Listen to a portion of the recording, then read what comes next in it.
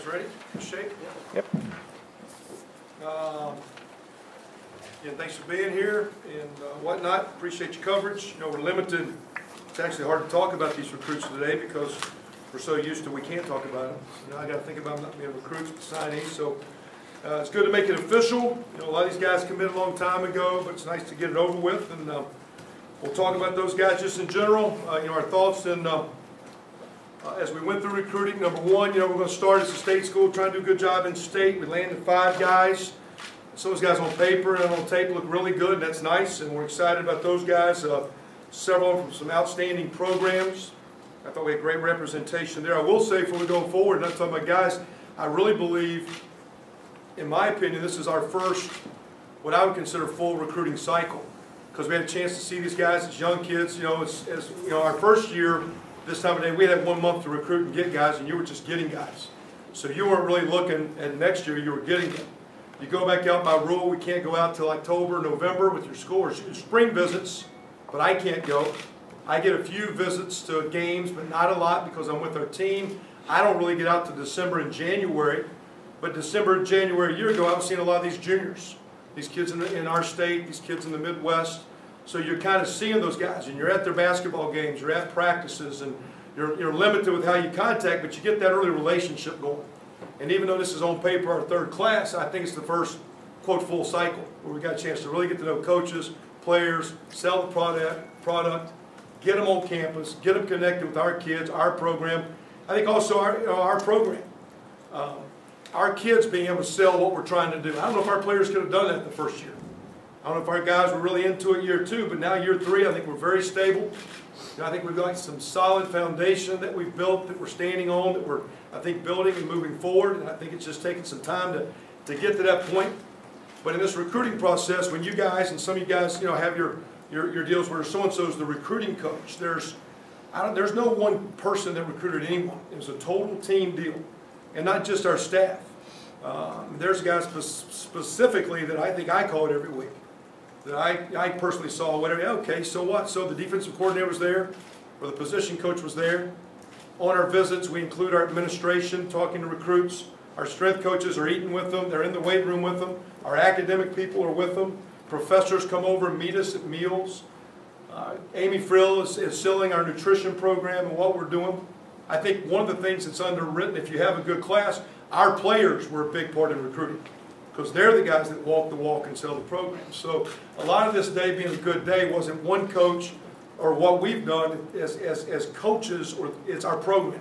And the part of the program is our school and the commitment. So that being said, it's a on paper good day, and I do feel, even though it's class 3 on paper for me and our staff, it's really our first full cycle. So I think that's some of the reasons why maybe it looks good on paper for what that paper's worth. Get 5 guys in state, some great programs, some quality players we think. 4 guys from Ohio, right next door. 1 young man from the Chicagoland, Illinois. It's a great player we think. Went down south and got 4 players from Georgia.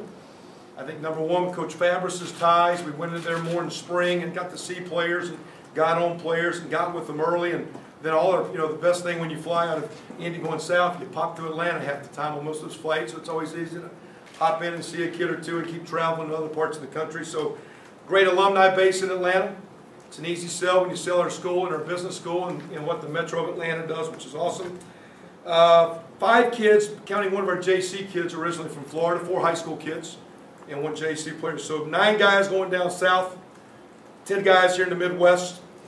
Then a couple guys around. Did sign 1 guy late from New York.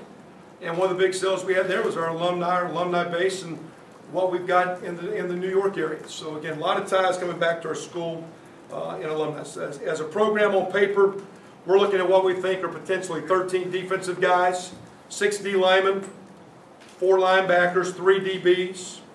Offensively, we got 5 guys. You know, we do not lose an offensive lineman. We have 14 guys coming back, and we don't have a senior. We have 3 quarterbacks coming back, don't have a senior. So we didn't really pursue quarterback heavily or O-lineman at all. We got 2 tight ends, 2 receivers. Right now, what we consider 1 running back, and 4 guys in our world, we're looking at athletes. We look at guys that maybe he's a running back. We think Clyde Newton, for example, is 1,900 yards. But we think he might be a linebacker.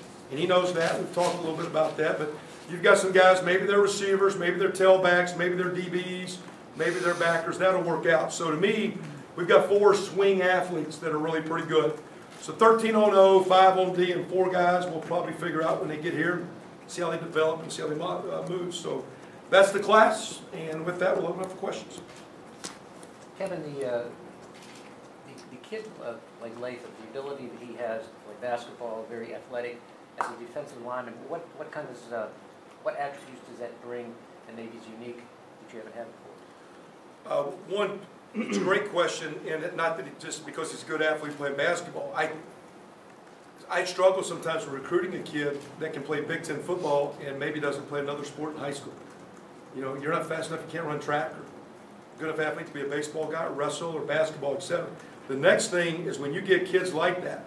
I was talking to a kid the other day that's a tremendous wrestler and he's a tremendous track athlete, he's a shot and discus guy. I said, you know, you're out there one-on-one, and it's you either win or lose.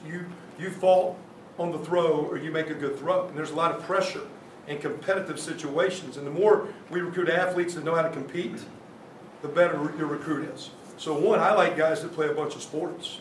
And Darius being a great basketball player, I mean, he's got great ball skills and things he'll probably never use in the football world right now. But I mean, he's a tremendous basketball player and loves it. And I love when he's been there. I like watching him in a basketball game because he sits there and his eyes are just so intense and his mouth, he's like into the game because he's got a passion for that sport. He's a great athlete. Had a chance to actually myself, I went and watched him practice one day back in October, and I thought that day moving, he was better than anybody we had on our field then. Now it'd be interesting when he transitions in, do we get what I thought I saw in person? But he's a tremendous athlete. Outside that, he's playing other sports. He's a great kid, strong mom, great family. He's a pretty good student. So he's a nice kid for us. This might be a good recruiting class in a way for Ron Homer too. There's a couple of sprinters on here. A lot of teams can find guys on the edge who can run. How do you rate the speed of this class overall, including the guys inside? You look at those track guys, we're going to get Stoner, those two, and me, and have a good 4x100 team. Be all right. Just long as I don't drop it. Okay, I told Stoner that already. But what I like the speed is not those guys. I think speed like David Kinney at DN or Clyde Newton and Chris Smith, those kind of backer type guys. I think those D linemen, Big Mo, Swain, and Latham, and Cormier, those guys got a little athleticism. And to me, when you talk, I think every team in the country, from FCS through, I think everybody's got a fast guy, a fast corner, a fast running back, everybody. We could all go out there and have some dude run track, and you'd be surprised some schools might have the fastest, quote, one guy. But the really good teams have overall team speed, and I'm maybe more pleased with the overall athleticism of the team, the recruits as a team, than maybe those two track guys. And those two track guys got great track speed. You know, on paper, you know, one of the guys, you know, Anthony Young doesn't get a lot of football hype. I mean, he's got, 10 state championships in track in Ohio. You watch his tape, he shows speed on tape, and I think he's a quality recruit. He's a great student. He's coming from St. Ed's, went undefeated in one of the best conferences in Ohio. Big-time football. I was talking to Denny Marson, guy that coached me in Carolina with Coach Crum. He called and I said, hey, we got a St. Ed's guy. And he said, well, it's about time y'all start winning now, because St. Ed's is a great program. And that kid's a good player. So I like the fact those two guys are good football players. It's nice they got great track times. Both Lorraine and Anthony have great track times. But I think the speed of the big guys is better than the kids we've recruited. Danny Friend can run for a big man. Evan Jansen can run for a big tight end. Those backer kids can run. I think there's just good, solid, better team speed, which we're going to need across the board.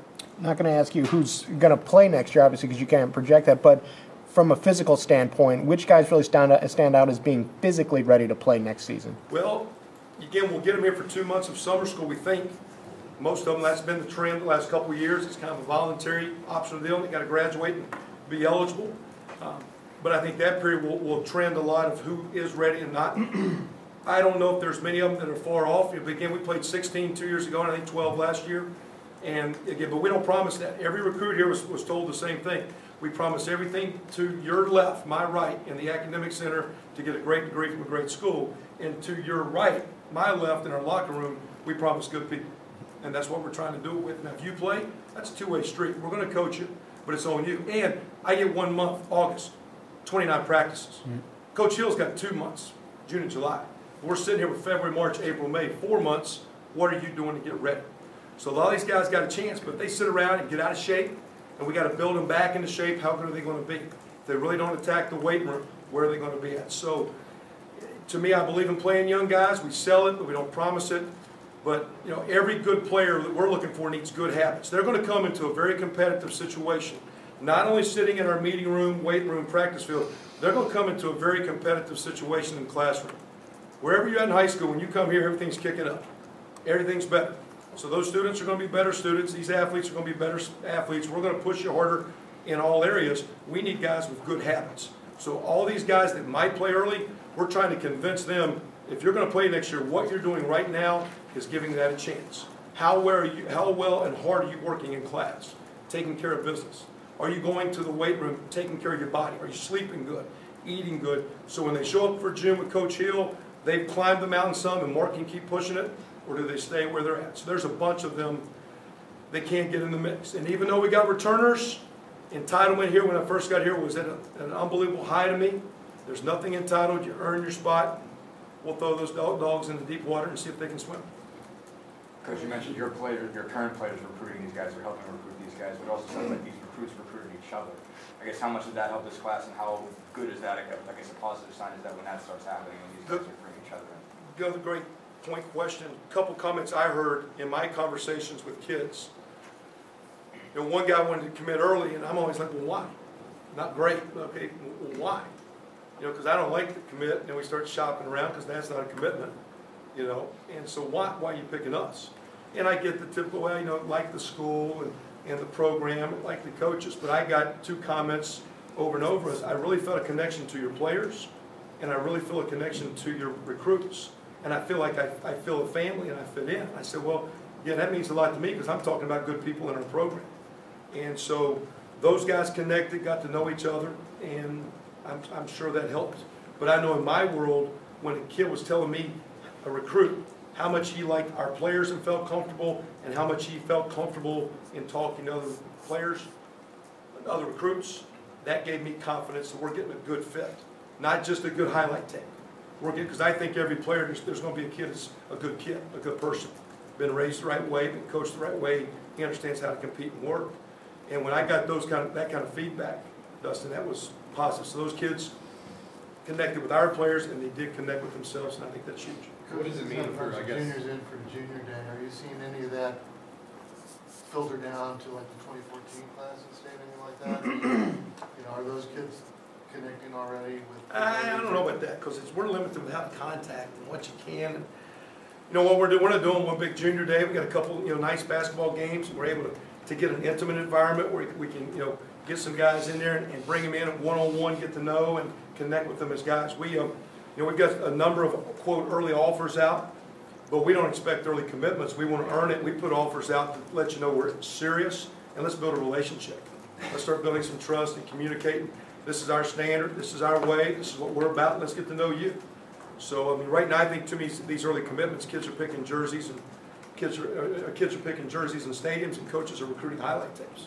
In a day, that guy's a person. Does that person fit you? And so we've got some early offers going. I don't know if they're connected. We've had a few junior days, but a few more. And shoot, I mean, anytime a kid wants to come to junior days, if we want you, let's show you our place, and whether it be a spring practice or you name it. So we'll keep working that pretty hard. That is, again, where we were farther year 3 than year 1 and 2. We're getting those relationships going and getting a chance to get on kids early. talking about, I guess, recruiting in state, I mean, what did it mean that a lot of those kids a lot of the in-state kids were recruiting each other? It seemed like the groundswell really started there with some of the kids like Isaac Griffith and Chase Dutra and David Kinney. I mean, is that a little bit more special, I guess, moving forward for the future, that it started with those kids? Well, again, I know the basketball world had their little buzz phrase for those kids as a group. We didn't try to do that, or from our end.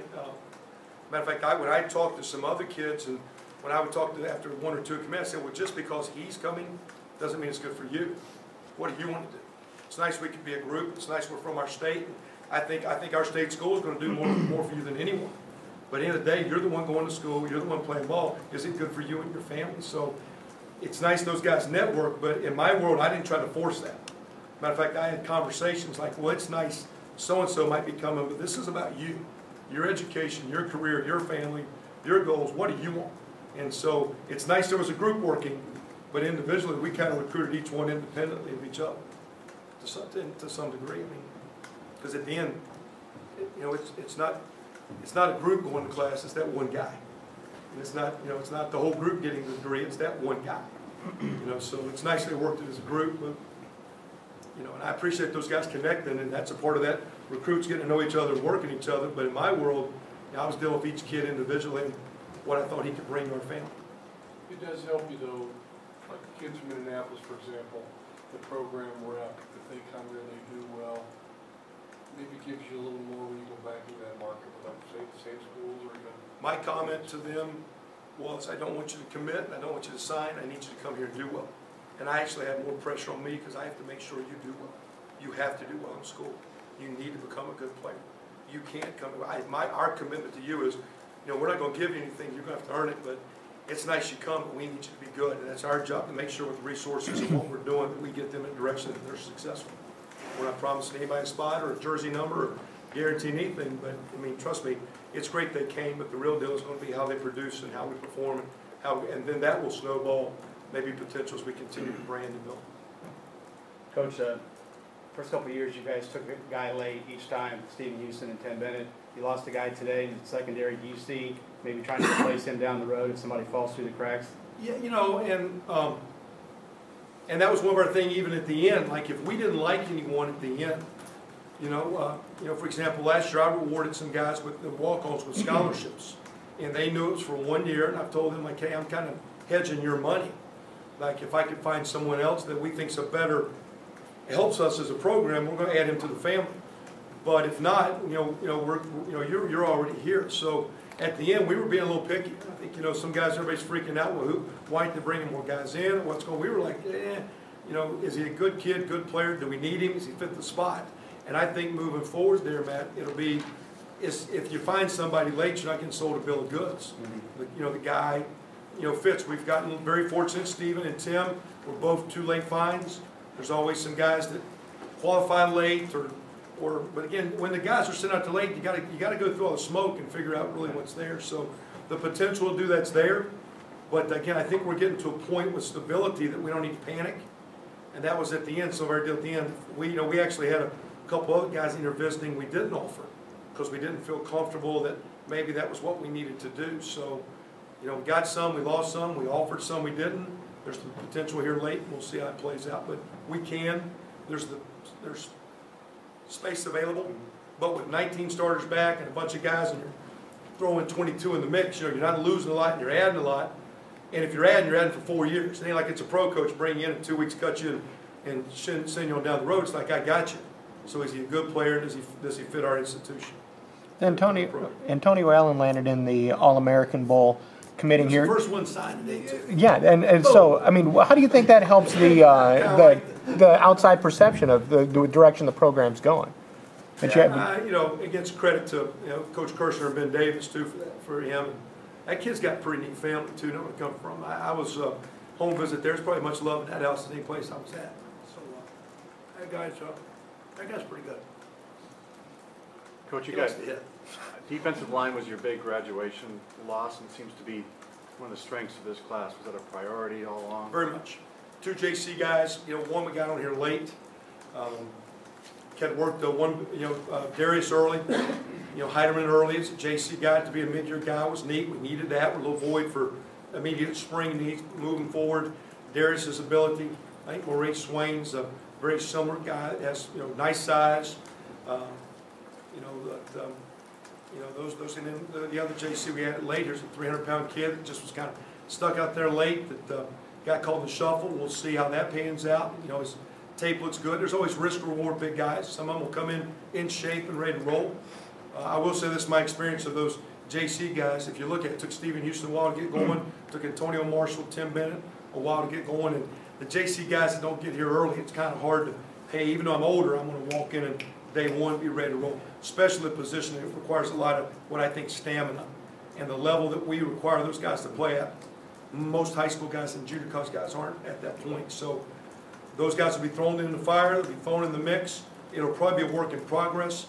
But I would assume with the talent there, I shouldn't say that word, But I believe that'll be a position as you go through the year, you'll see that position grow each day because there's a lot of young talent that if it's coached and worked the right way, it'll move in a good way. You're talking about those 4 guys who are kind of, in between athletes who can kind of, you can play on a linebacker, maybe a running back or something like that. Was that something that you were trying to recruit, or did they just happen to fit really well with you guys? No, I mean, we thought they were really, like Chase Dutra. To me, like, you watch his tape, the best thing he does is when the ball's in his hand. Returns. We've had at camp, we talk about recruiting, he's been at camp out here for 2 years.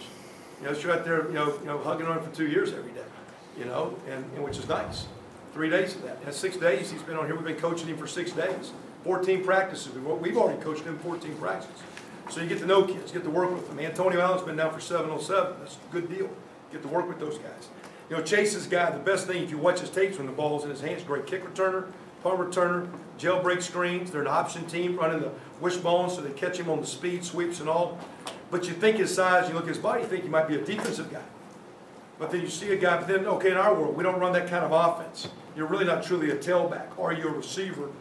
And he's a guy that we've talked about. We've got to do a good job with early because you don't want to spend all your time catching balls if we need you to backpedal or vice versa. So he's a guy, as we move through these next few months, we kind of get him on track.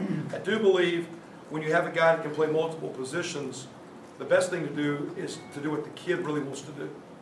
Because the worst thing a kid can say is, I'll do what helps the team. If it's good for the kid, it's good for the team. If the kid thinks it's good for him, it's good for the team. So if I say you should play offense, but you want to play defense, and you're just wanting to be, quote, good for the team, that's no good. It never works. So to me, I kind of start, where's your passion, where's your heart? What do you want to play? Now, by competition, and when we do have more competition now, we have more depth now, sometimes guys will start looking around and saying, hey man, over there's not a lot of guys in that line, and I can get on the field. So sometimes it works out when they start seeing it at workouts on a day-to-day basis. But in my world, some of those guys just got unique skill sets. I mean, Clyde Newton's one tremendous running back. Matter of fact, I think most coaches in that region thought he was coming here as a running back. So he's 1,900 plus yards and a heck of a classification in Florida. Kevin, can you talk a little bit about Isaac Griffith and what he brings? Coach's kid, knew Shannon, shoot back in the days when he was at Ball State with Coach Lynch in the 90s, and we were recruiting against each other, playing against each other. And, matter of fact, I was at a high school in Florida where they were talking about, he actually was 1 year as an assistant coach down there a few weeks ago when I was out recruiting. I didn't know he was down there. We were talking. I said, well, his kid's coming our way. Committed to us early. Kid, we got in camp that you want to see. He's got all the things you want as a coach's kid as far as toughness, intelligence, competitiveness, fight, you name it. He's a little bit better athlete, I think, than most people gave him credit for. We waited to see him in camp, watching him catch, watching him run routes. I think his speed, size, level. I mean, we're going to play multiple receivers, and he'll be one of these guys, when you look at guys that star value around a lot of shock, he'll be in the mix and probably be on the field if he comes in like he was in camp and is competitive and stays healthy. He'll have a chance to be in the mix early. Coach, Chris Smith and Noah Patmore, teammates in Georgia, getting to play their college football here in IU. What are your thoughts on those two guys? One, I think they're both really good. Professional families. Chris's dad was a member of that Black Watch defense with Pat Swilling and the boys at Georgia Tech. His old man's from Cincinnati, Ohio, from Cincinnati, Wyoming. Mom was a track star, Chris's mom, at Georgia Tech. I think she's the athlete of the family. I tell the dad. Chris needs to get some of his dad's size because his dad, he's made bigger than Derek's. He's a big good look. He looked like he can play right now. I was going to sign him up too, and they wouldn't let me. But quality kid, academics, well, strong family. Same with Noel. It's a very professional family. He was born in, I think, Liberia. But was recruited pretty heavily, both of them. I'm not big on recruiting teammates a lot of times because sometimes you think there's the old calf and the cow, and are both of them good enough? So I don't typically go into one place and start lining up a bunch of guys. But they were both pretty unique, and we actually were on Chris first. He came up to camp or summer, liked it. His father from Cincinnati did a family trip. We got him on campus. He liked us from the get-go. I think Chris kind of sold Noel in getting him up here, but both two good ads. One is a athletic edge type backer probably in Chris, and the other one is probably a corner prospect in Noel.